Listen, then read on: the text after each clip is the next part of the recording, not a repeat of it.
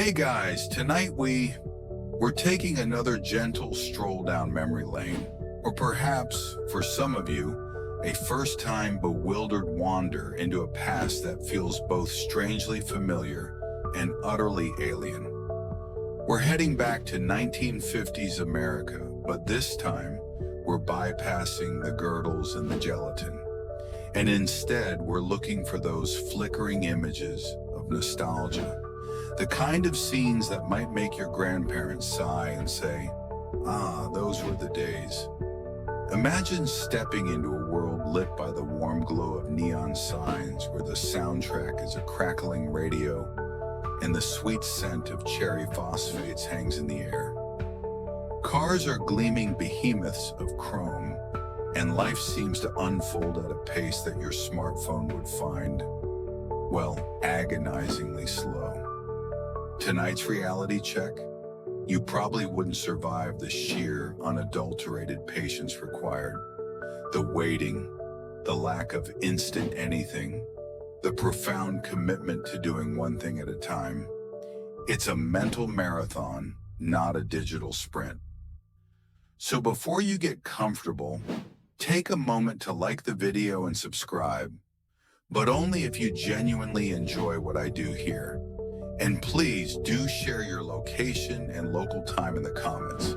It's always wonderful to see where our sleepy historical musings are reaching. Now dim the lights, maybe turn on a fan for that soft background hum, and let's ease into tonight's journey together. Your first stop in this sepia-toned adventure isn't a grand monument or a historic battlefield. No, you find yourself drawn by the gentle clinking of glasses and the murmur of cheerful chatter emanating from a place that once served as the beating heart of many American towns. The drugstore soda fountain. Slide onto a swiveling red vinyl-topped stool at the long Formica counter.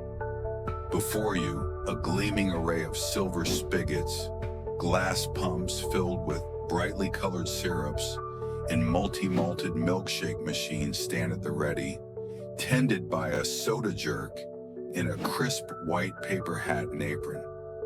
This isn't just a place to get a sweet treat.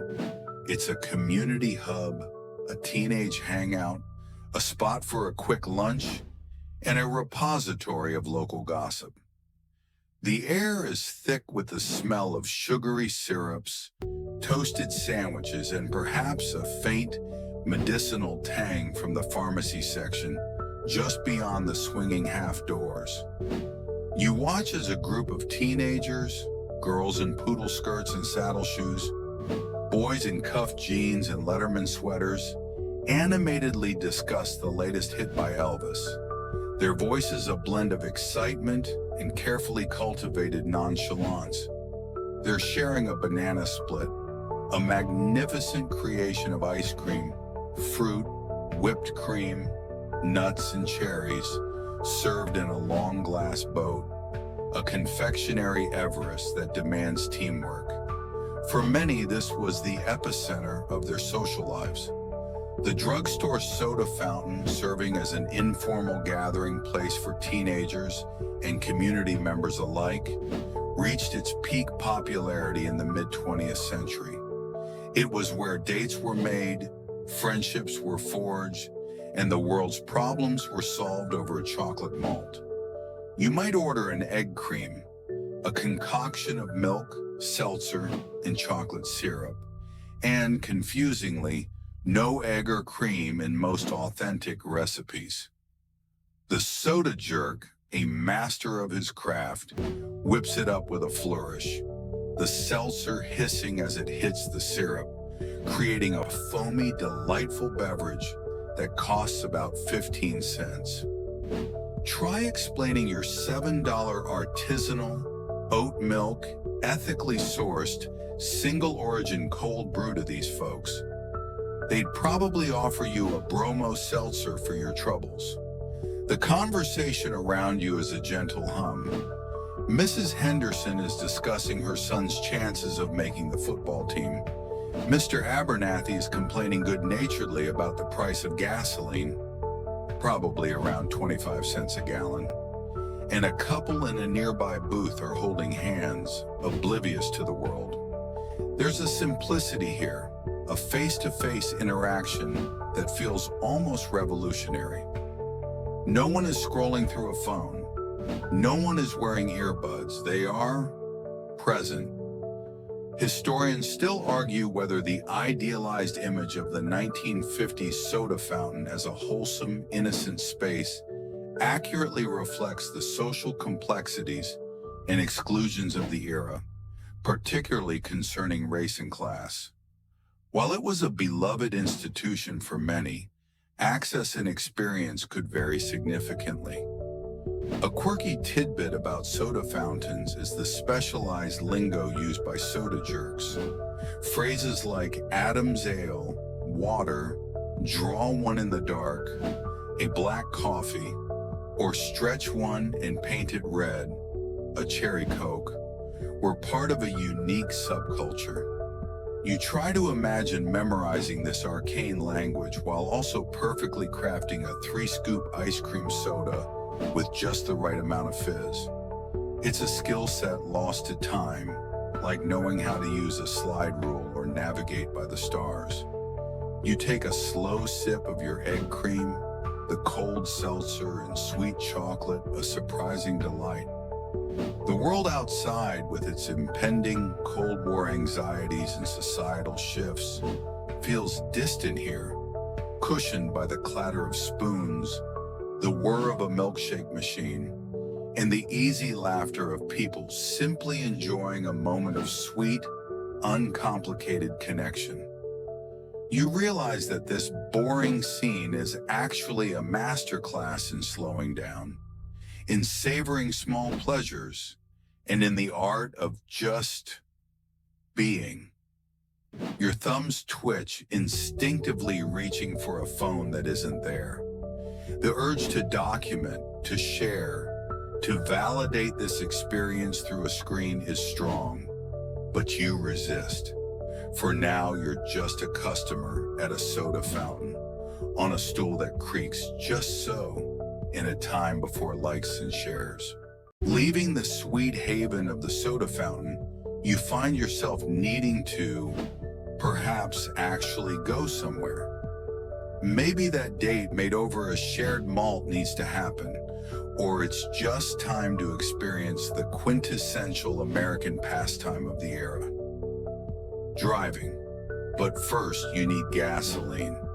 You pull your borrowed, chrome-slathered behemoth, let's say it's a two-tone Chevy Bel Air with magnificent tail fins, into a service station. And here you encounter a level of customer service that would astound your modern sensibilities. This isn't a self-serve, pay at the pump, grab a stale hot dog and run kind of establishment. Oh no. As you roll to a stop, an attendant in a neat uniform, often with his name embroidered on a patch, hurries out. "Fill her up, ma'am, sir?" he asks with a cheerful smile. You tell him regular or premium ethyl, and he gets to work.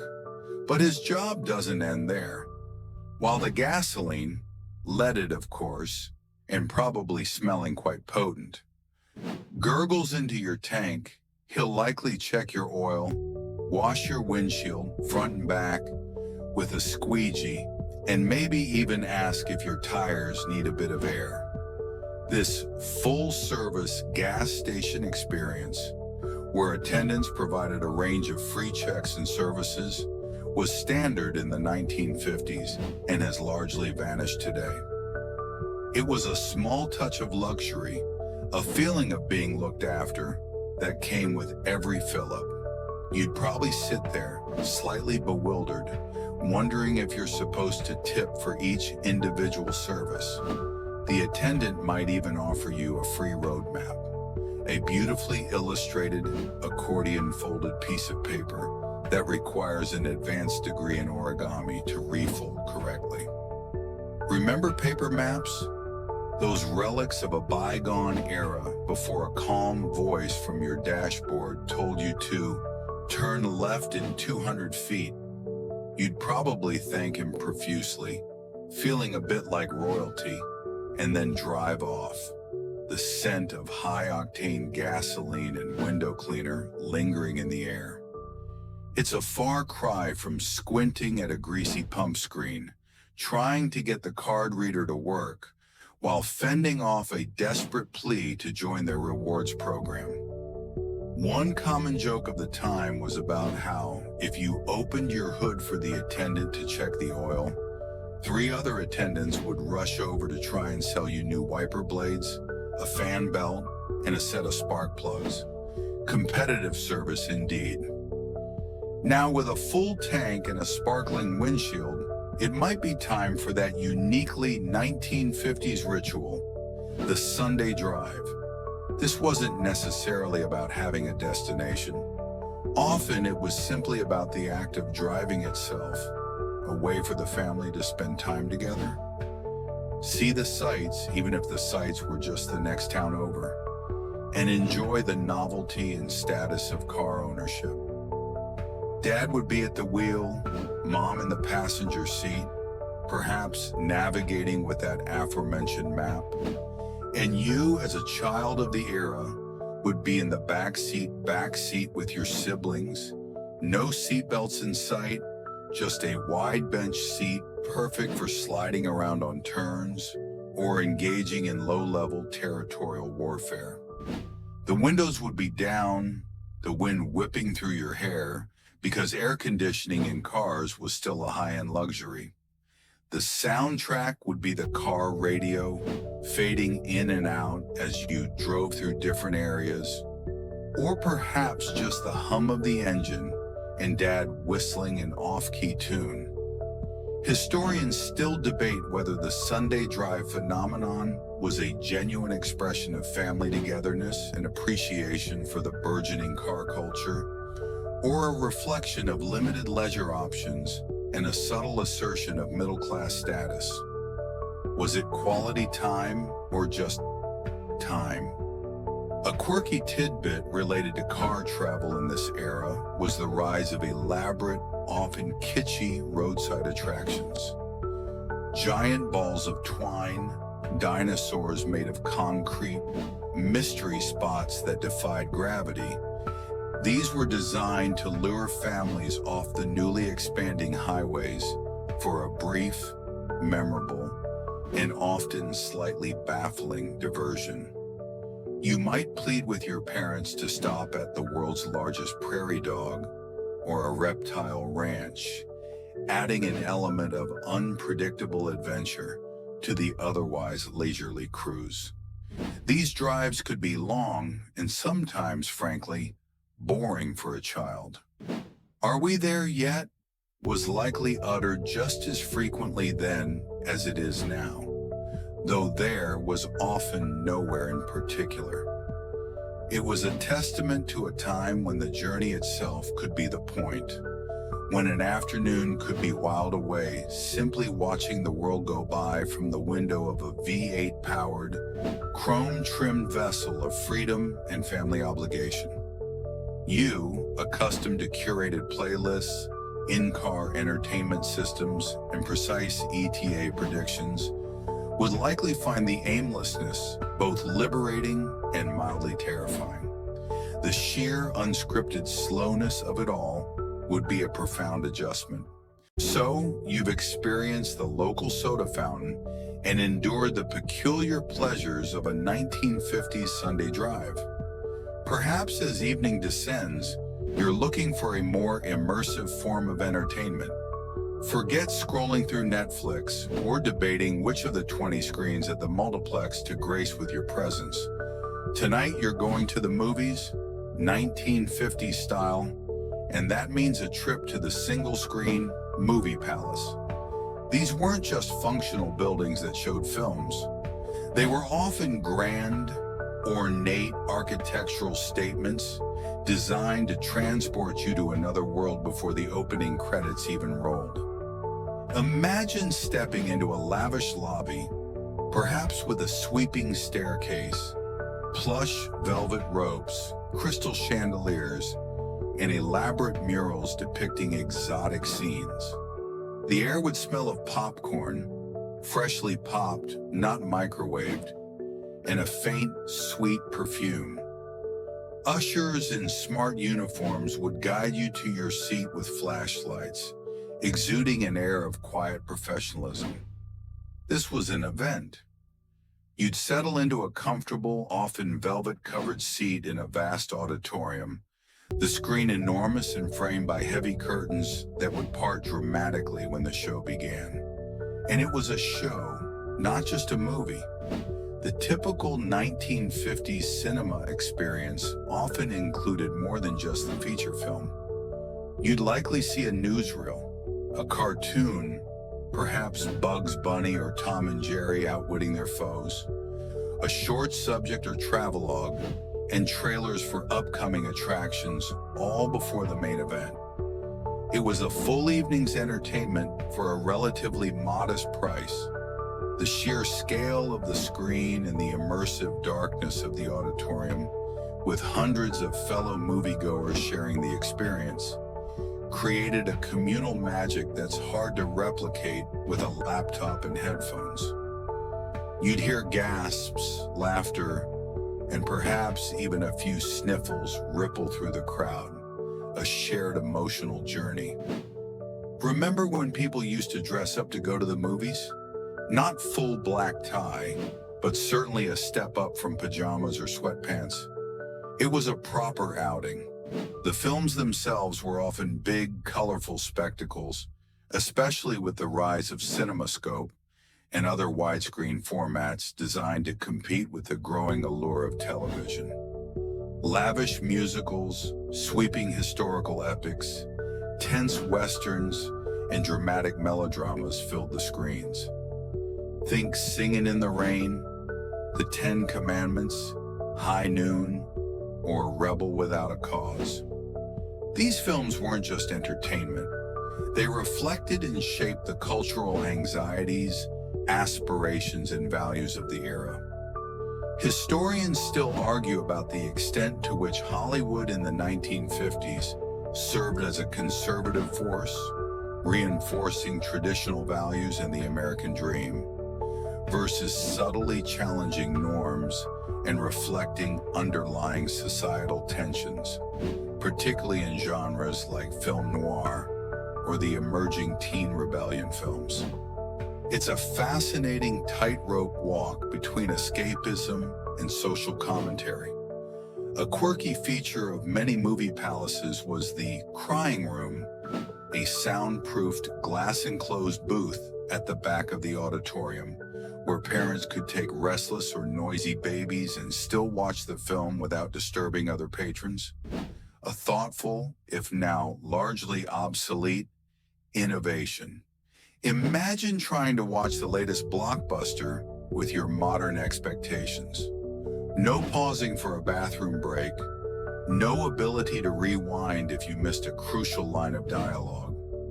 And if someone nearby was crinkling a candy wrapper too loudly, you just had to endure it, or perhaps offer a polite but firm shush.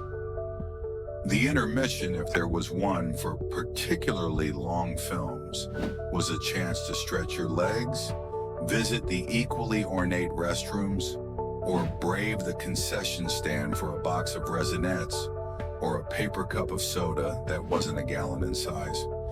You'd feel a sense of occasion, a shared reverence for the flickering images on the giant screen that is often missing from today's more fragmented and individualized media consumption. It's a reminder that sometimes the magic isn't just in what you watch, but in how and where you watch it. You might even forget to check your non-existent phone for the entire 2.5-hour runtime. The horror, or perhaps the relief. The magic of the movie palace eventually fades as the house lights come up, and you're thrust back into the reality of 1950s life. If you were a youngster in this era, a significant portion of your existence would be dominated by two contrasting poles: the rigid discipline of school and the vast, unstructured expanse of summer vacation.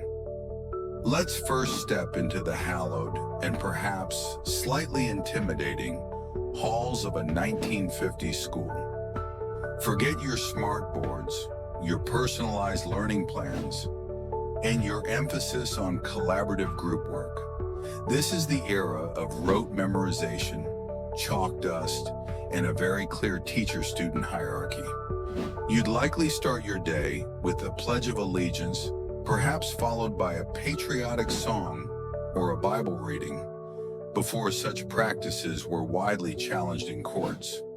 Classrooms would feature rows of wooden desks, often bolted to the floor, facing the teacher's imposing desk at the front.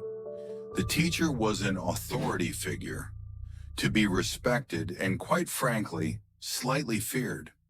Spare the rod and spoil the child was still a prevalent philosophy in some quarters, and while physical discipline in schools was on the wane, it hadn't vanished entirely. More common was a stern lecture, detention, or a note sent home to parents, a fate often dreaded more than any classroom punishment. The curriculum would heavily emphasize the 3 R's: reading, writing, and arithmetic. Penmanship was a serious subject, with endless drills to perfect your Palmer method cursive. Spelling bees were a high-stakes competitive sport. History often meant memorizing dates and names, and geography involved tracing maps and learning state capitals by heart.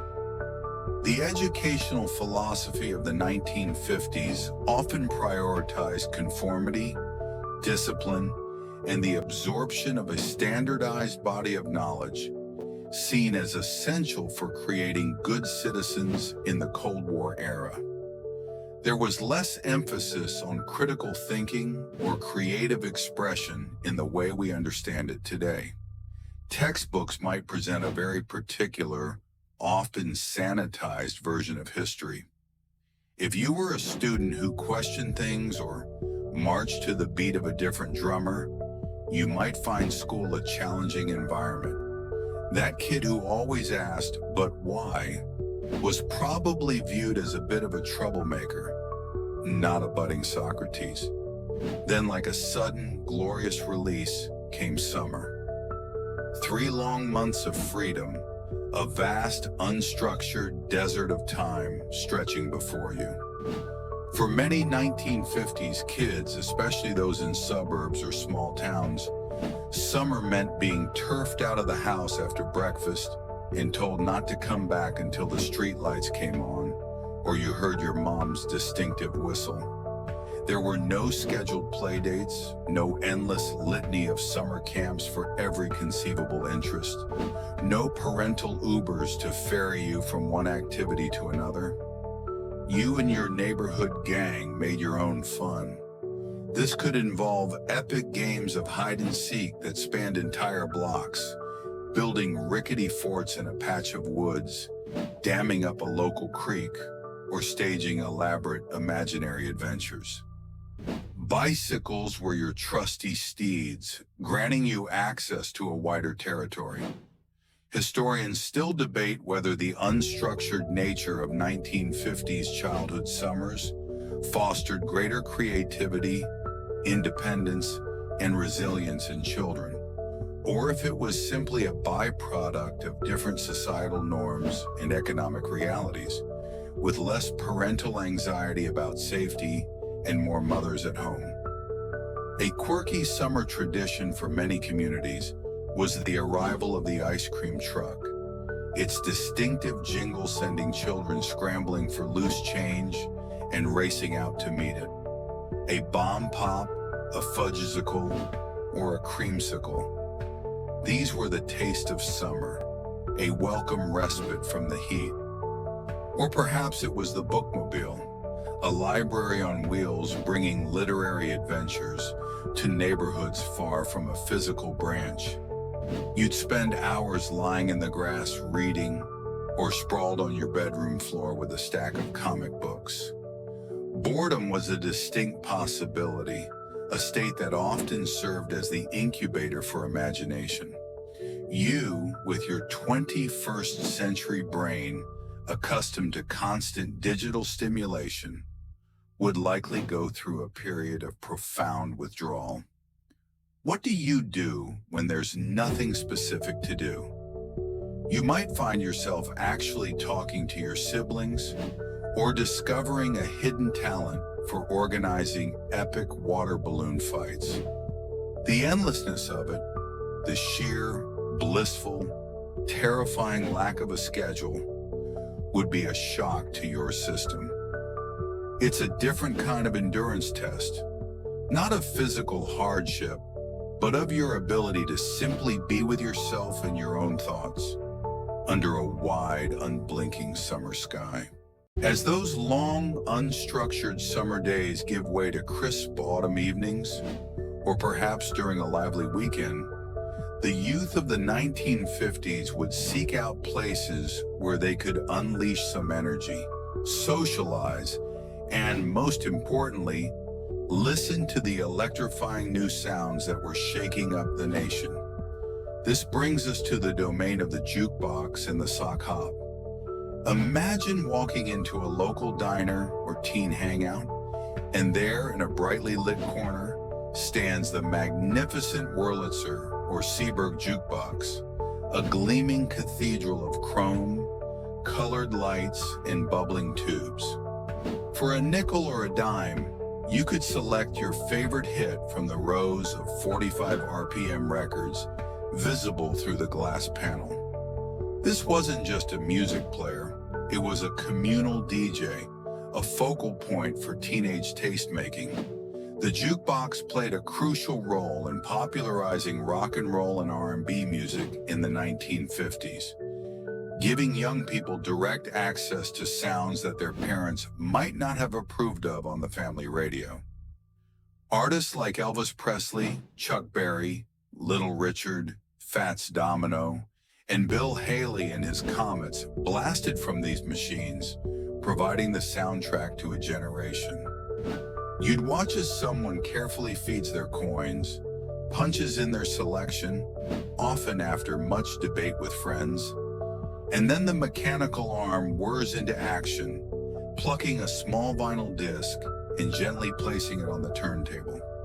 The first few crackles, then the explosion of sound, a driving beat, a twanging guitar, a rebellious voice singing about blue suede shoes or Peggy Sue.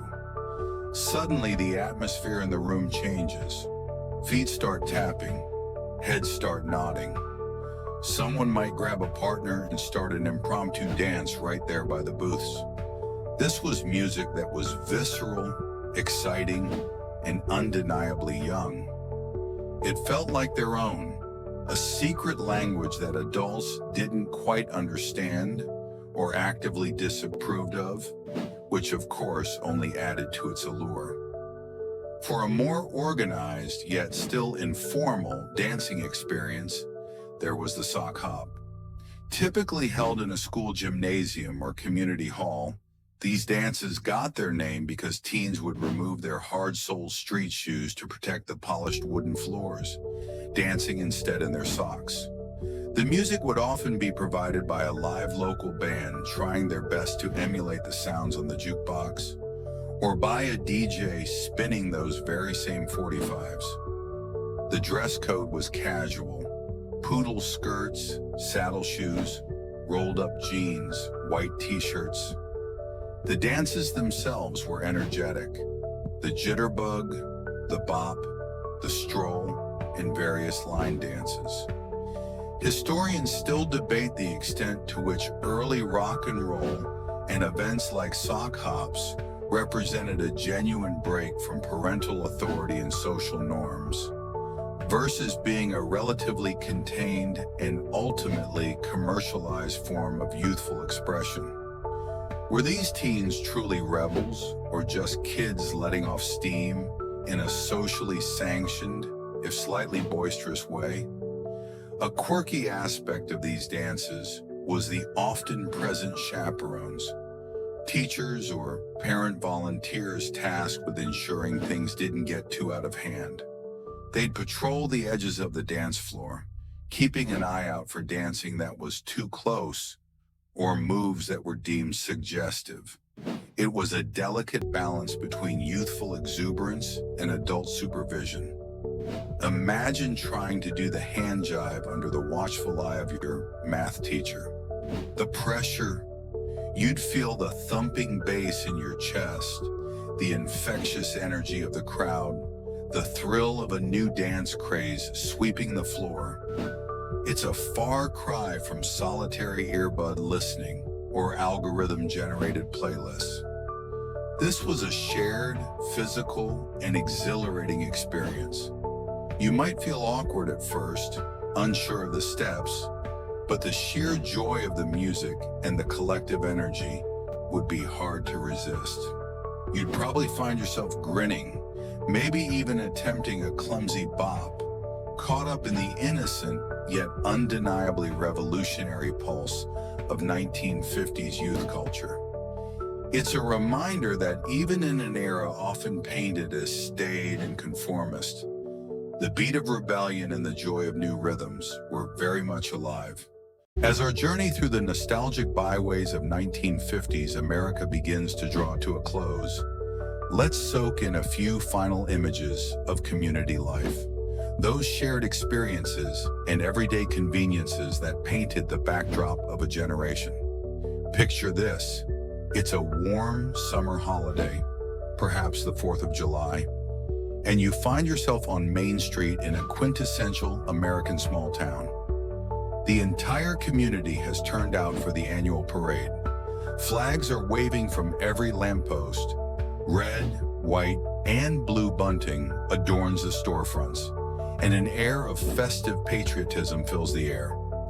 You'll see the local high school marching band, slightly off-key but enthusiastic, their trumpets gleaming in the sun. Veterans from past wars march proudly, if a bit stiffly. Fire trucks, polished to a mirror shine, roll by, sirens wailing occasionally to the delight of the children lining the sidewalks. Local politicians wave from convertibles, and beauty queens sit atop elaborate floats constructed by community groups. The Main Street Parade was, and in many places still is, a powerful symbol of community pride and shared American identity, particularly potent in the post-war consensus atmosphere of the 1950s. It was a day to celebrate not just the nation, but the town itself, a collective affirmation of belonging. Kids scramble for candy thrown from the floats, and everyone knows everyone, or at least knows of them. This sense of tight-knit community was also reflected in the more mundane, everyday services that have largely vanished. Remember the milkman? In many 1950s neighborhoods, fresh milk was delivered right to your doorstep in glass bottles with cardboard or foil caps, often before dawn.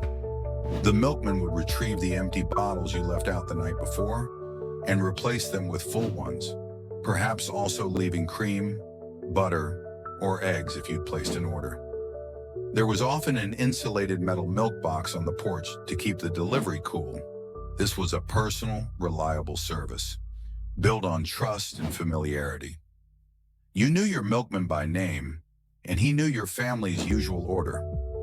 The clinking of those glass bottles was a familiar morning sound. Similarly, you might have a bread man, an ice man, if your refrigerator was still an older icebox model, or even a fuller brush man going door to door selling household cleaning supplies. It was a world of direct, personal commerce, a far cry from anonymous online ordering and drone deliveries. Historians still argue whether this idealized vision of close-knit 1950s community life, with its parades and personal delivery services, accurately reflects the experiences of all Americans, or if it masks underlying social stratification, conformity pressures, and the exclusion of those who didn't fit the dominant mold. Was it truly a haven of neighborly warmth, or could it also be stifling and insular? It's likely a complex mix of both. The pace of life, especially in smaller towns, was dictated by these rhythms of community and personal interaction. News traveled through gossip over the backyard fence as much as it did through the newspaper.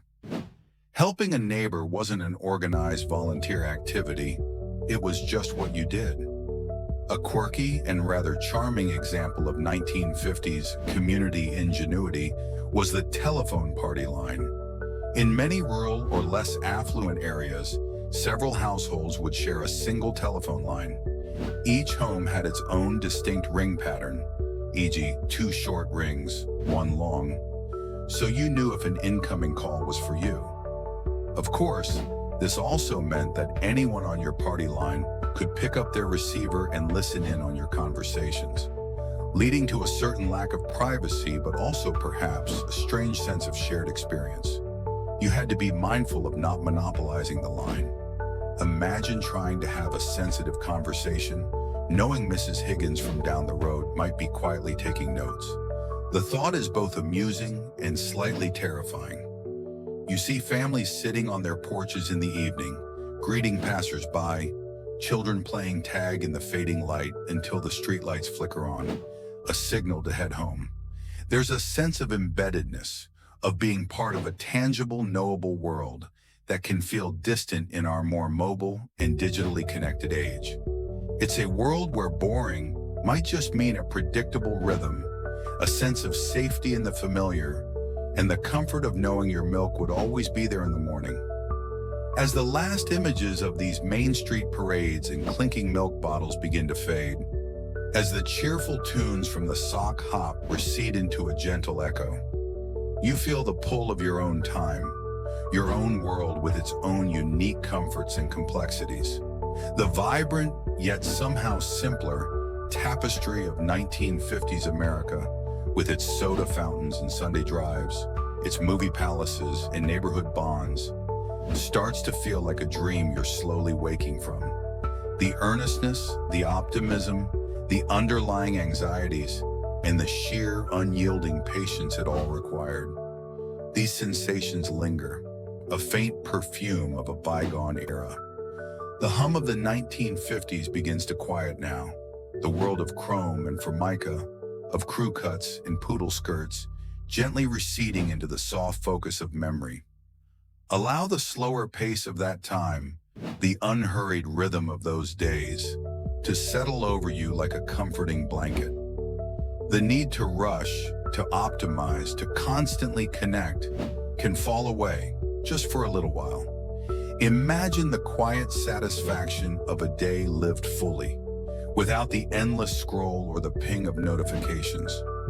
Picture the simple joy of a shared milkshake, the communal thrill of a darkened movie theater, the easy camaraderie of a neighborhood where everyone knew your name. Let the gentle sounds of that era, the distant crackle of an AM radio, the clink of ice in a soda glass, the laughter from a backyard game, become a soothing lullaby. There are no more societal expectations to navigate, no more unwritten rules of etiquette to decipher, no more pressure to conform to an ideal that feels both charming and constricting. There is only the peace of this moment, the stillness of your room, and the gentle invitation to rest. The earnest efforts and simple pleasures of that time have done their work, guiding you toward a place of tranquility. Now let go and drift into a deep, untroubled sleep, carrying with you perhaps a whisper of nostalgia and the quiet assurance that your own time, with all its own wonders, awaits you in the morning. Sweet dreams.